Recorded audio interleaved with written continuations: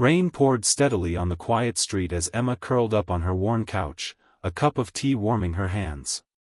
The night was cold, and the howling wind made her small apartment feel even cozier. Just as she reached for the remote, a soft knock startled her. She opened the door and was met by a man, drenched, holding the hand of a little girl wrapped in a thin, soaked blanket. The man's eyes, tired, apologetic, and desperate, met hers. "I'm sorry," he said, voice trembling. "Our motel reservation was cancelled, and we've been walking for hours. No one would open the door. I didn't know where else to go." Emma hesitated for a heartbeat. She didn't know them, but something about the little girl's trembling lip and the way the man tried to shield her from the cold melted her caution. Without another word, she stepped aside and said, "Come in. Just for the night." Inside, she found some of her late brother's old clothes for the man and wrapped the girl in a fleece blanket.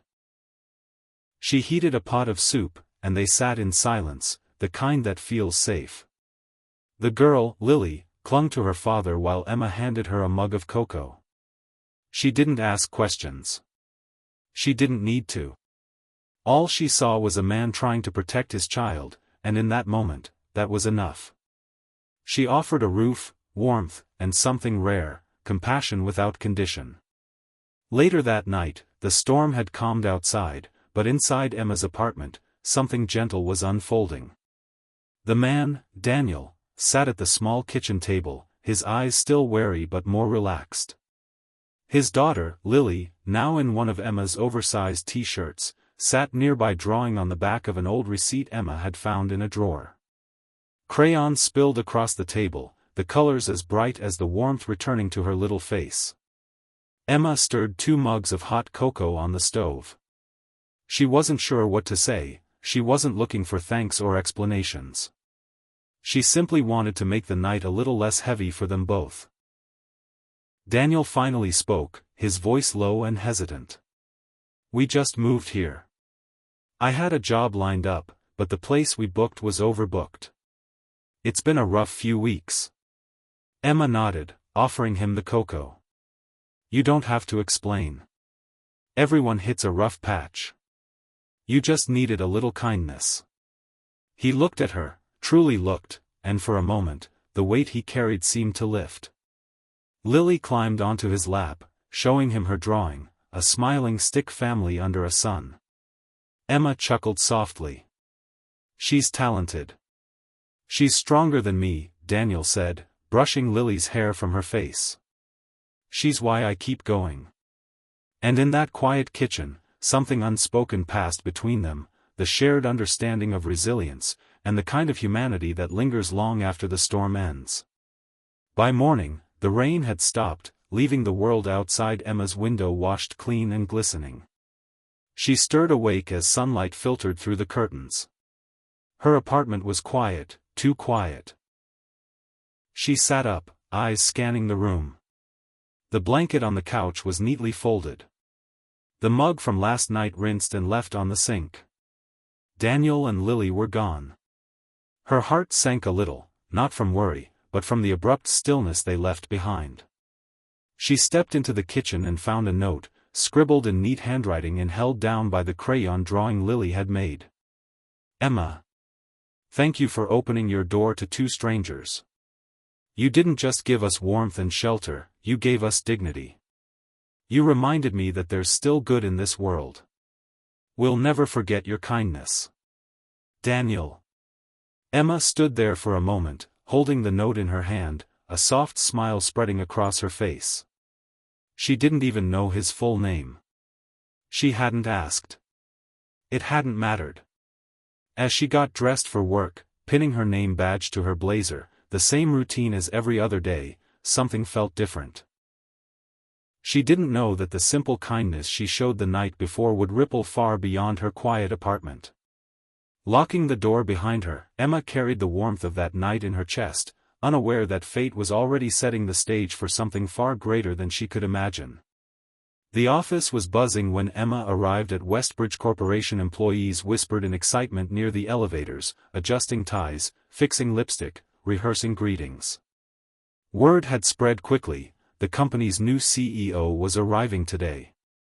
Emma barely noticed. She headed straight to the front desk, the same place she'd worked for over a decade. Filing reports. Smiling politely. Blending into the background. She greeted people as usual, not expecting anything different. CEOs came and went. She'd never even met the last one. Then the elevator doors opened. A hush fell over the lobby. Emma looked up, and her heart stopped. There he was. Clean-shaven. In a tailored navy suit. His posture strong, his presence commanding. But those eyes, she knew those eyes.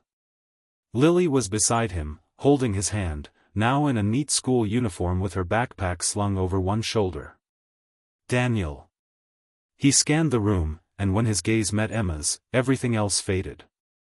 A slow, knowing smile curved on his lips. He walked straight to her desk as stunned executives looked on. "Good morning, Emma," he said warmly.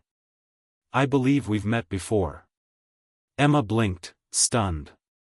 You're the new CEO?" He nodded. "And you're the reason I remembered what leadership is really about."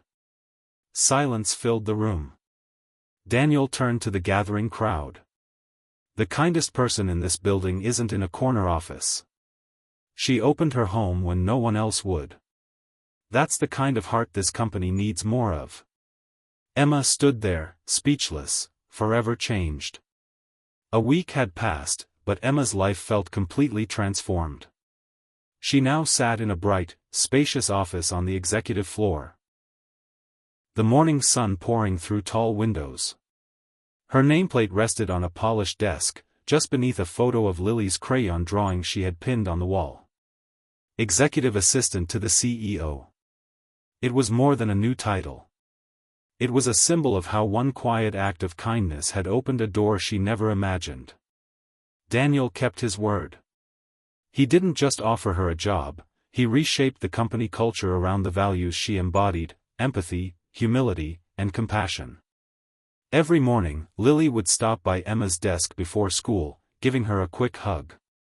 It had become their new routine, their new rhythm, a quiet reminder of the night that started it all. One afternoon, at an all-staff meeting, Daniel stood on stage and addressed the company. "Success isn't just about numbers," he said, glancing at Emma in the front row. "It's about how we treat each other when no one's watching. One woman changed the course of my life with nothing but a warm meal and an open heart." Emma felt tears prick her eyes. She hadn't expected recognition. She certainly hadn't done it for reward. But hearing those words, she realized her small act had become a turning point, not just for Daniel and Lily, but for an entire company. And in that moment, she knew, kindness had the power to change everything.